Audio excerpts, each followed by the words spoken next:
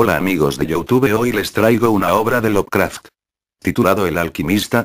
Allá en lo alto, coronando la herbosa cima un montículo escarpado, de falda cubierta por los árboles nudosos de la selva primordial, se levanta la vieja mansión de mis antepasados. Durante siglos sus almenas han contemplado ceñudas el salvaje y accidentado terreno circundante, sirviendo de hogar y fortaleza para la casa altanera cuyo honrado linaje es más viejo aún que los muros cubiertos de musgo del castillo. Sus antiguos torreones, castigados durante generaciones por las tormentas, demolidos por el lento pero implacable paso del tiempo, formaban en la época feudal una de las más temidas y formidables fortalezas de toda Francia. Desde las aspilleras de sus parapetos y desde sus escarpadas almenas, muchos varones, condes y aun reyes han sido desafiados, sin que nunca resonara en sus espaciosos salones el paso del invasor. Pero todo ha cambiado desde aquellos gloriosos años. Una pobreza rayana en la indigencia, unida a la altanería que impide aliviarla mediante el ejercicio del comercio, ha negado a los vástagos del linaje la oportunidad de mantener sus posesiones en su primitivo esplendor.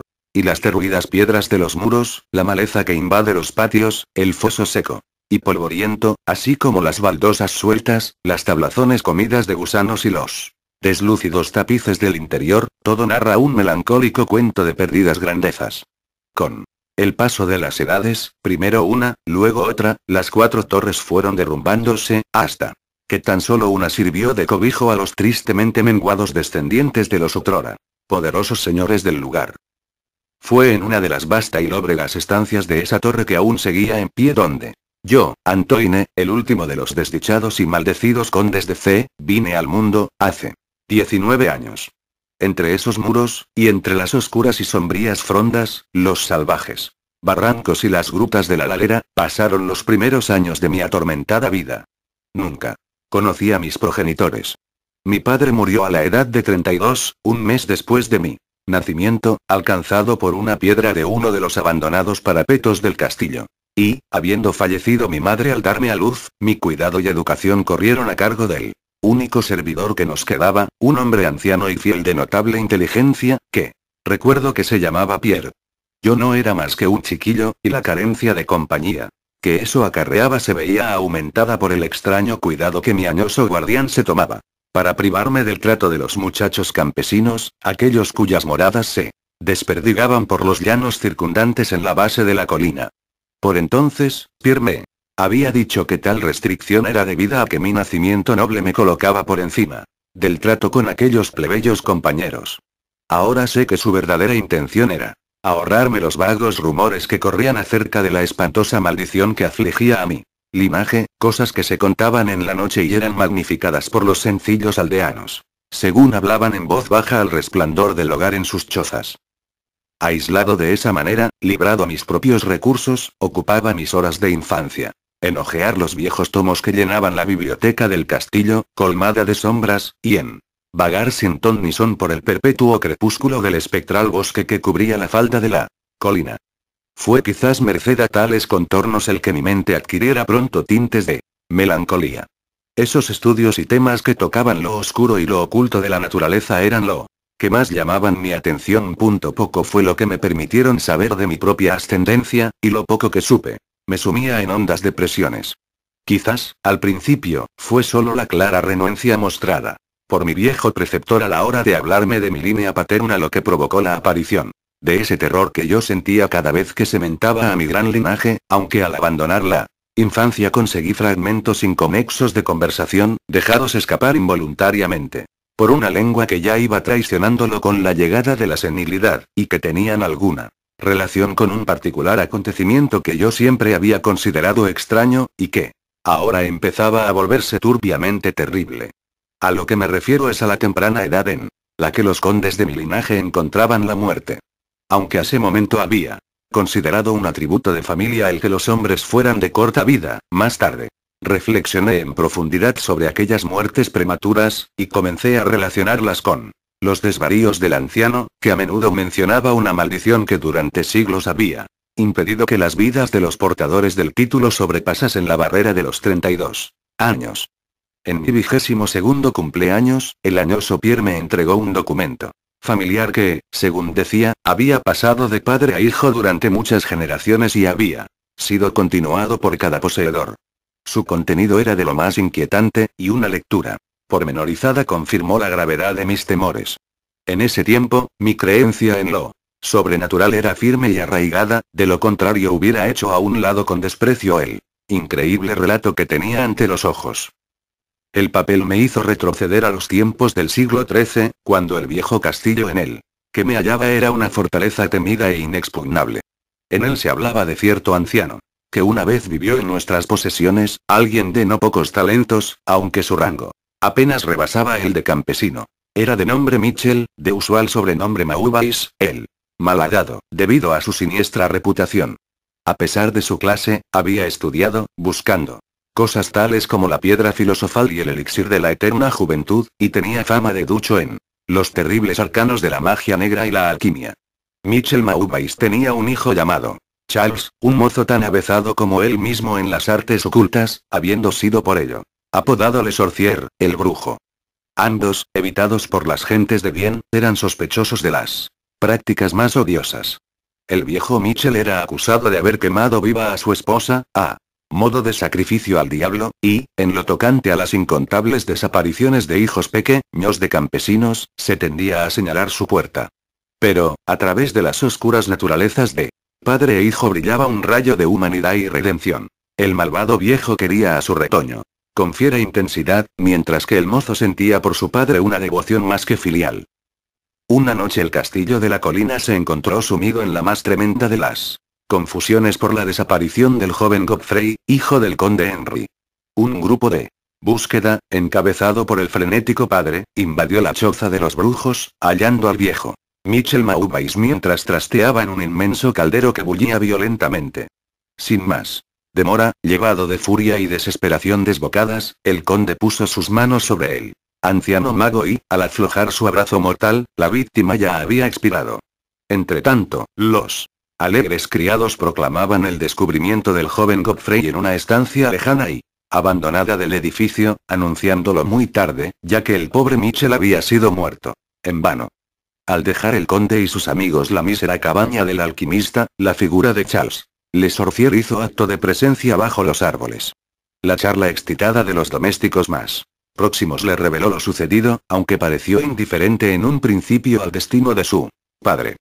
Luego, yendo lentamente al encuentro del conde, pronunció con voz apagada pero terrible la maldición que, en adelante, afligiría a la casa de C. Proclamó cuando, repentinamente, saltando hacia atrás al negro bosque, sacó de su túnica una redoma de líquido incoloro que arrojó al rostro del asesino de su padre, desapareciendo al amparo de la negra cortina de la noche. El conde murió sin decir palabra y fue sepultado al día siguiente, con apenas 32 años. Nunca descubrieron rastro del asesino, aunque implacables bandas de campesinos batieron las frondas cercanas y las praderas que rodeaban la colina. El tiempo y la falta de recordatorios aminoraron la idea de la maldición de la mente de la familia del conde muerto. Así que cuando Godfrey, causante inocente de toda la tragedia y ahora portador de un título, murió traspasado por una flecha en el transcurso de una cacería, a la edad de 32 años, no hubo otro pensamiento que el de pesar por su deceso. Pero, cuando, años después, el nuevo joven conde, de nombre Robert, fue encontrado muerto en un campo cercano y sin mediar causa aparente, los campesinos dieron en murmurar acerca de que su amo apenas sobrepasaba los 32 cumpleaños cuando fue sorprendido por su temprana muerte. Louis, hijo de Robert, fue descubierto ahogado en el foso a la misma fatídica edad, y, desde ahí, la crónica ominosa recorría los siglos. Henrys, Roberts, Antoines y Armands privados de vidas felices y virtuosas cuando apenas rebasaban la edad que tuviera su infortunado antepasado al morir. Según lo leído, parecía cierto que no me quedaban sino 11 años.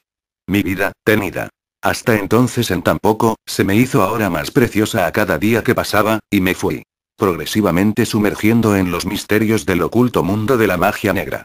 Solitario como era, la ciencia moderna no me había perturbado y trabajaba como en la Edad Media, tan empeñado como estuvieran el viejo Mitchell y el joven Charles en la adquisición de saber demonológico y alquímico. Aunque leía cuanto caía en mis manos, no encontraba explicación para la extraña maldición que afligía a mi familia. En los pocos momentos de pensamiento racional, podía llegar tan lejos como para buscar alguna explicación natural, atribuyendo las tempranas muertes de mis antepasados al siniestro Charles Le Sorcier y sus herederos. Pero, descubriendo tras minuciosas investigaciones que no había descendientes conocidos del alquimista, me volví nuevamente a los estudios ocultos y de nuevo me esforcé en encontrar un hechizo capaz de liberar a mi estirpe a esa terrible carga. En algo estaba plenamente resuelto. No me casaría jamás, y, ya que las ramas restantes de la familia se habían extinguido, pondría fin conmigo a la maldición. Cuando yo frisaba los 30, el viejo Pierre fue reclamado por el otro mundo. Lo enterré sin ayuda bajo las piedras del patio por el que tanto gustara de deambular en vida. Así quedé para meditar en soledad, siendo el único ser humano de la gran fortaleza, y en el total aislamiento mi mente fue dejando de rebelarse contra la maldición que se avecinaba para casi llegar a acariciar ese destino con el que se habían encontrado tantos de mis antepasados. Pasaba mucho tiempo explorando las torres y los salones ruinosos y abandonados del viejo castillo, que el temor juvenil me había llevado a rehuir y que, al decir del viejo Pierre, no habían sido hollados por ser humano durante casi 4 siglos. Muchos de los objetos hallados resultaban extraños y espantosos. Mis ojos descubrieron muebles cubiertos por polvo de siglos, desmoronándose en la putridez de largas exposiciones a la humedad. Telarañas en una profusión nunca antes vista brotaban por doquier, e inmensos murciélagos agitaban sus alas huesudas e inmensas por todos lados en las, por otra parte, vacías tinieblas. Guardaba el cálculo más cuidadoso de mi edad exacta, aún de los días y horas, ya que cada oscilación del péndulo del gran reloj de la biblioteca desgranaba una pizca más de mi condenada existencia. Al final estuve cerca del momento tanto tiempo contemplado con aprensión. Dado que la mayoría de mis antepasados fueron abatidos poco después de llegar a la edad exacta que tenía el conde Henry al morir, yo aguardaba en cualquier instante la llegada de una muerte desconocida. En qué extraña forma me alcanzaría la maldición, eso no sabía decirlo. Pero estaba decidido a que, al menos, no me encontrara atemorizado o pasivo. Con renovado vigor, me apliqué al examen del viejo castillo y cuanto contenía.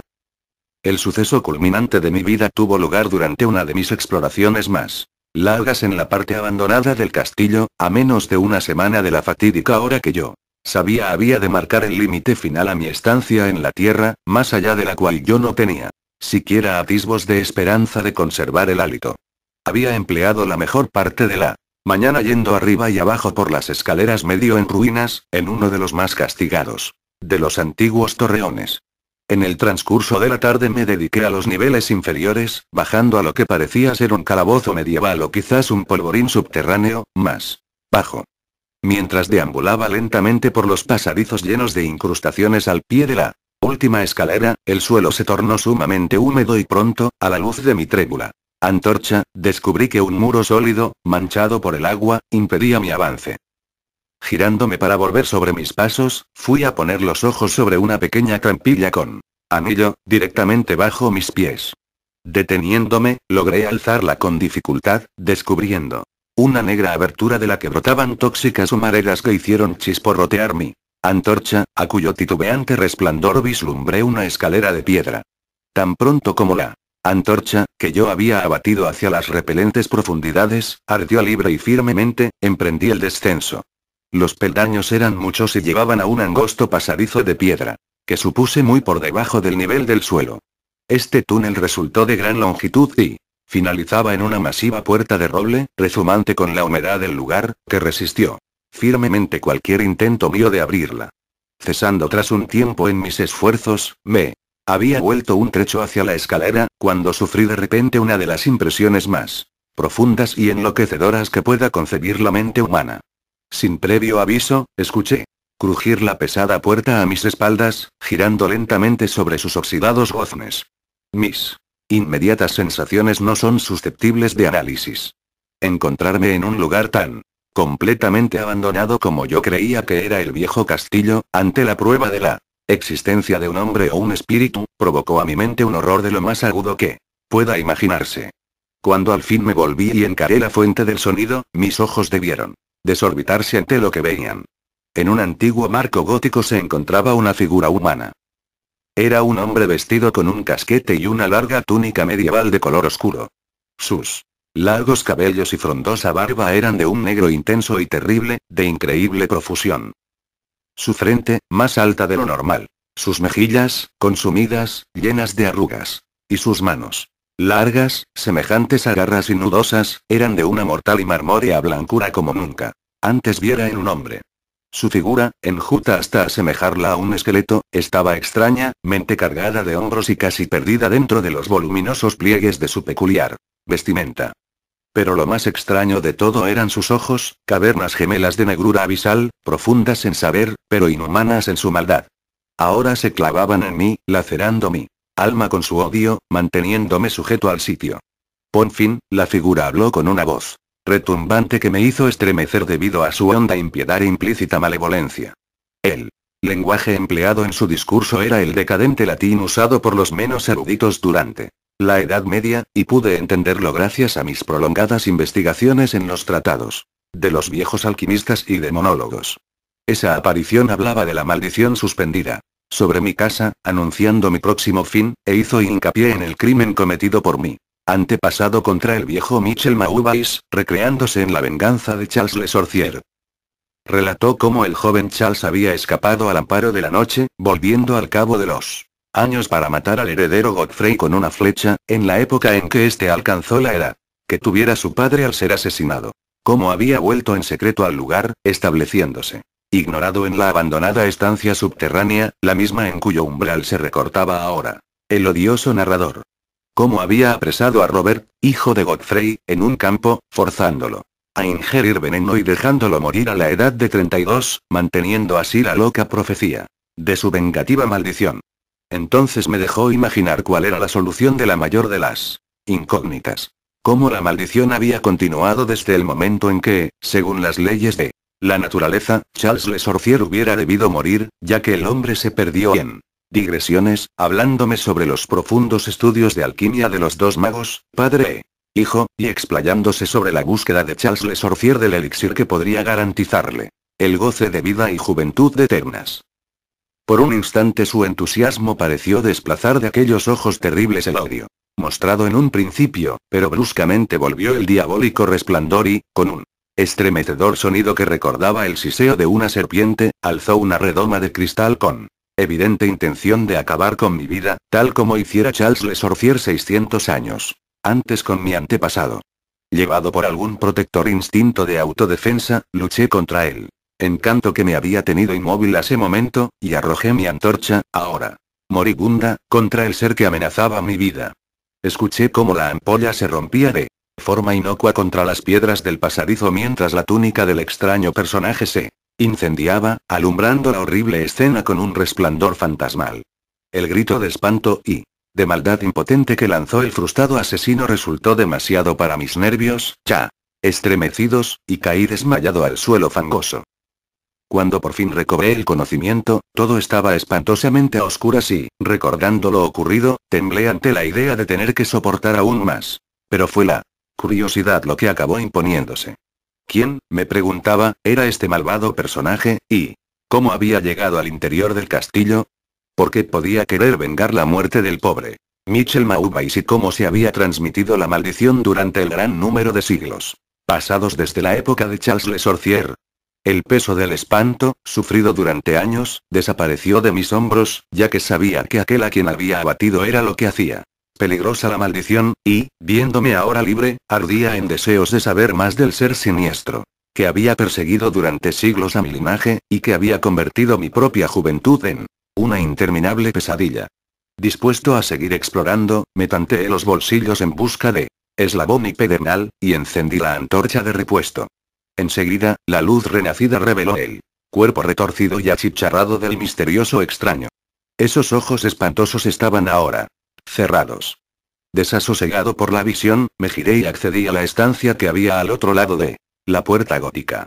Allí encontré lo que parecía ser el laboratorio de un alquimista. En una esquina se encontraba una inmensa pila de reluciente metal amarillo que centelleaba de portentosa a la luz de la antorcha. Debía de tratarse de oro, pero no me detuve a cerciorarme, ya que estaba afectado de forma extraña por la experiencia sufrida. Al fondo de la estancia Había una abertura que conducía a uno de los muchos barrancos abiertos en la oscura ladera boscosa. Lleno de asombro, aunque sabedor ahora de cómo había logrado ese hombre llegar al castillo, me volví. Intenté pasar con el rostro vuelto junto a los restos de aquel extraño, pero, al acercarme, creí oírle exhalar débiles sonidos, como si la vida no hubiera escapado por completo de él. Horrorizado, me incliné para examinar la figura acurrucada y abrasada del suelo. Entonces esos horribles ojos, más oscuros que la cara quemada donde se albergaban, se abrieron para mostrar una expresión imposible de identificar. Los labios agrietados intentaron articular palabras que yo no acababa de entender. Una vez capté el nombre de Charles Le Sorcier y en otra ocasión pensé que las palabras años y maldición brotaban de esa boca retorcida. A pesar de todo, no fui capaz de encontrar un significado a su habla entrecortada. Ante mi evidente ignorancia, los ojos como pozos relampaguearon una vez más malévolamente en mi contra, hasta el punto de que, inerme como veía a mi enemigo, me sentí estremecer al observarlo. Súbitamente, aquel miserable, animado por un último rescoldo de energía, alzó su espantosa cabeza del suelo húmedo y hundido. Entonces, recuerdo que, estando yo paralizado por el miedo, recuperó la voz y con aliento agonizante vociferó las palabras que en adelante habrían de perseguirme durante todos los días y las noches de mi vida. Necio. Gritaba. ¿No puedes adivinar mi secreto? No tienes bastante cerebro como para reconocer la voluntad que durante 6 largos siglos ha perpetuado la espantosa maldición sobre los tuyos. ¿No te he hablado del gran elixir de la eterna juventud? ¿No sabes quién desveló el secreto de la alquimia? Pues fui yo. Yo que he vivido durante 600 años para perpetuar mi venganza, porque yo soy Charles Le Sorcier.